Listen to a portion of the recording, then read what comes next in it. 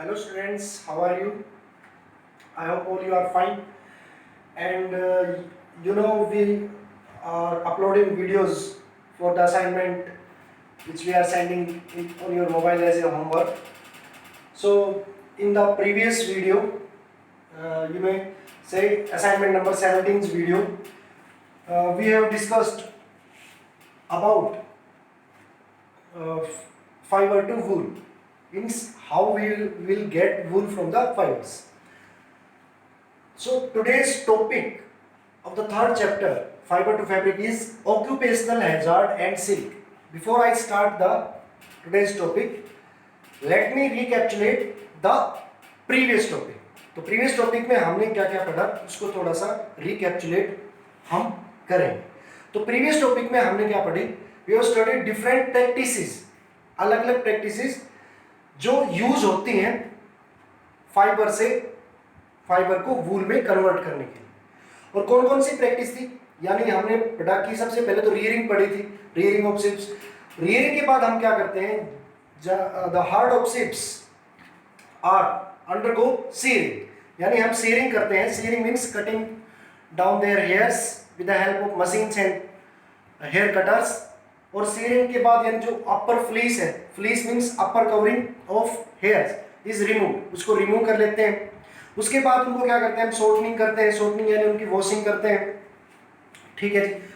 Shortening के बाद scouring करते हैं. स्काउरिंग के अंदर यानी क्या करते हैं, हम उनको अलग अलग करते हैं हेयर्स को, यानी जो यूनिफॉर्म हेयर्स हैं, जो नोटेड हेयर्स हैं, शॉर्ट हेयर्स हैं, उनको अलग अलग कर लेते हैं. और उसके बाद स्पिनिंग. स्पिनिंग के अंदर हम क्या करते हैं, यानी जो फाइन फाइबर्स हैं और जो शॉर्ट फाइबर्स हैं उनको स्पिन करते हैं, उनको यार्न के अंदर रोल करते हैं और उसके बाद उनका यूज करते हैं. और यूज में हम जैसे मैंने बताया था, जो फाइन हेयर्स है, गुड क्वालिटी ऑफ वूल है, that is used for making sweater, winter sweater, and the short hairs are also used for making woollen clothes. तो ये हमने प्रीवियस टॉपिक के अंदर किया था. अब इसमें थोड़ा सा और आगे पढ़ते हैं. और जो आज का टॉपिक है वो क्या है, ऑक्यूपेशनल हैजार्ड्स एंड सिल्क. कुछ हम ऑक्यूपेशनल हैजार्ड्स के बारे में पढ़ेंगे और कुछ पढ़ेंगे हम सिल्क के बारे में. So first let me introduce about occupational hazards. What does it means? Hazards means यानी कुछ नुकसान. ऑक्यूपेशनल का मतलब व्यवसाय. जो ऊन उद्योग है, वूल इंडस्ट्री है,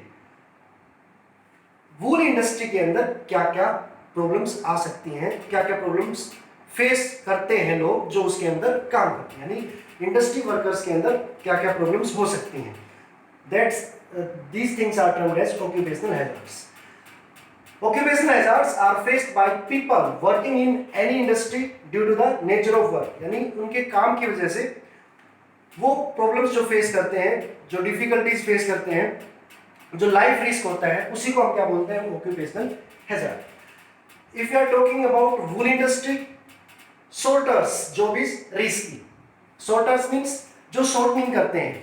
शॉर्टनिंग का मतलब यानी जो प्रैक्टिस थी शॉर्टनिंग, जो हमने पढ़ा था सीयरिंग के बाद शॉर्टनिंग, तो वो क्या क्या फेस करते हैं, यानी जो वूल हमने सीयर की है उसको हमने ग्रीस, ऑयल और प्लांट मैटर फ्री करना है, यानी उसको साफ करना है, और उसको क्लीन करते टाइम क्या क्या प्रॉब्लम फेस की जा सकती है. As I told you, in wool industry sorters job is risky. They sometimes get infected by a bacteria. और वूल के अंदर एक बैक्टीरिया होता है एंथ्रेक्स, और एंथ्रेक्स से वो इन्फेक्ट हो सकते हैं. और एंथ्रेक्स इन्फेक्शन से उनको क्या हो सकता है, एक ब्लड डिजीज हो सकता है, fatal blood disease. Fatal means life threatening. Fatal blood disease हो सकता है, जिस डिजीज का हमने नाम दिया है सॉल्टर्स डिजीज. तो ये occupational hazard they can face specially in wool industry. तो वूल इंडस्ट्री के अंदर ये ऑक्यूपेशनल हैजार्ड वो फेस कर सकते हैं, यानी बैक्टीरियम एंथ्रेक्स की वजह से उनको एक डिजीज हो सकता है जिसका नाम है Salter's disease. Please note it down. Okay, then I will come on the next part of this topic, silk. The next part of our topic, occupational hazard and silk, is silk. Now we will study something about silk. In earlier topics, let me recall, I think in the first topic we have studied about something about silk. Silk is animal fiber, means it is obtained from animal, you may say. Silk is another important animal fiber. It is obtained from the cocoon of silk moth. I will tell you in deep in the next topic, that is in the rearing of silkworm, about the life cycle of silk moth. Now in this topic we will study in brief about silk. So silk is a very costly fiber and it is used for making clothes like saris, kurtas, shawls and wedding clothes, because it is a fine, strong and shining fabric. यानी ये जो fibre है silk, strongest fibre in strongest natural fibre कह सकते हैं आप, because it is made up of animal protein, और animal protein से बना होता है. And one more quality it have, वो कौन सी क्वालिटी है? Because of animal protein it gives smell like hair upon burning. यानी जैसे इसको जलाएंगे तो जैसे हेयर बर्निंग में जो स्मेल आती है वही स्मेल इसके अंदर प्रोड्यूस होती है. तो दो तीन फैक्ट इसके अंदर मैंने बताए. क्या क्या फैक्ट मैंने बताया इसके अंदर? एक तो नेचुरल फाइबर है, दूसरा स्ट्रॉन्गेस्ट नेचुरल फाइबर है, थर्ड जो है it is made up of animal protein, और एनिमल प्रोटीन से बना होता है, और एनिमल प्रोटीन से बने होने की वजह से इसके अंदर बर्निंग पे कैसी स्मेल आती है? हेयर बर्निंग स्मेल आती है. So now we will study the next part of this topic, types of silk. Different types of silk is produced by different type of silk moths in terms of luster and texture. Luster and texture के base पे अलग अलग जो silk worms हैं वो अलग अलग type के सिल्क प्रोड्यूस करते हैं. Some examples are given like Tushar silk, Moga silk, कोसा silk etc. are different types of silk moth. ये जो मैंने नाम लिखे हैं, Tushar silk, Moga silk, Kosa silk, they are the types of silk moth, and the most common silk moth is mulberry silk moth. And one important, you may say interesting thing I want to add up here, that is Muga silk. Muga silk is Muga silk moth is found only in Assam. ये Assam reason में ही मिलता है muga silk में, जो muga silk produce करता है. सो ये था हमारा types of silk moth. Then we will study something about, little bit about rearing of silk moth, क्योंकि इसका जो डिटेल है वो हम नेक्स्ट टॉपिक में पढ़ेंगे. इसके बारे में थोड़ा सा जनरली हम पढ़ेंगे. Rearing of silkworm is termed as sericulture. Means sericulture is a rearing of silkworm, and in the rearing of silkworms are reared on mulberry plants. mulberry plants यानी जो सहतूत का पेड़ है उसके ऊपर इसकी rearing की जाती है. Why they are reared on mulberry plants? Because the silkworm fed on mulberry leaves, यानी वो mulberry के पत्ते खाता है. तो silkworm जो है इसके ऊपर rear किया जाता है, और silkworm से हम क्या प्रोड्यूस करते हैं? सिल्क प्रोड्यूस करते हैं. And China is the leader of silk production. Means China leads the world in the production of silk. Except China, silk is produced also on large scale in India and Japan. तो India और Japan के अंदर भी China के बाद यानी silk production काफ़ी होता है. तो ये था rearing of silkworm sericulture. Now the time is for assessment. Assessment में हम क्या करेंगे कि हमने क्या सीखा है उसके बारे में आपसे पूछते हैं. So let me put some questions. सबसे पहले आपने जो क्वेश्चन बताना है वो ये है, why the silk fibre gives smell of hair upon burning. यानी सिल्क फाइबर को जैसे हम जलाते हैं तो वो हेयर बर्निंग की स्मेल क्यों लेता है. फर्स्ट क्वेश्चन है आपके लिए. Second, what is the difference in silk and wool. हमने वूल भी पढ़ा है और हमने थोड़ा सा सिल्क भी पढ़ा है, तो सिल्क और वूल के बीच में क्या डिफरेंस है.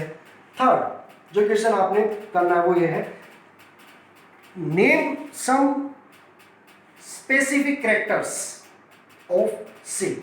यानी कुछ स्पेसिफिक कैरेक्टर मैंने बताए थे, वो सिल्क के क्या क्या हैं वो आपने नोट करने हैं. ठीक है जी. That's it in this topic. Now let's summarise. The time is for time is to summarise the topic. तो समराइज करते टाइम हमें ध्यान रखना है हमने स्टार्टिंग से लेके एंड तक क्या क्या चीजें इस टॉपिक के अंदर की हैं। तो सबसे पहले समरी के अंदर हम उन्हीं टॉपिक को दोबारा से रिपीट करेंगे थोड़ा थोड़ा। फर्स्ट हमने क्या पढ़ा, ऑक्यूपेशनल हैजार्ड्स। ऑक्यूपेशनल हैजार्ड्स यानी क्या क्या प्रॉब्लम्स फेस की जाती हैं जो इंडस्ट्री वर्कर्स हैं।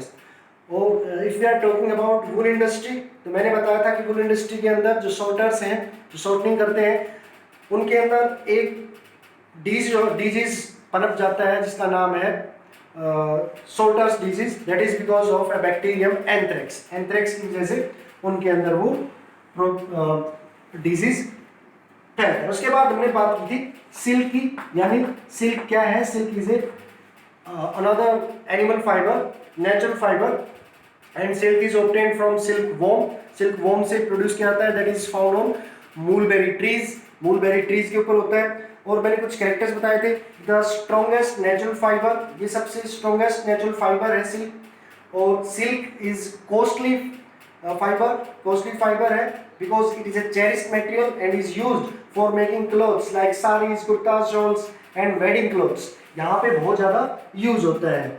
Then we did some types of silk, यानी कुछ on the basis of moth, silk moths, यानी different silk moths produces different kind of silk। तो मैंने कुछ नाम बताए थे, तुषार, मोगा, कोसा, मूलबेरी।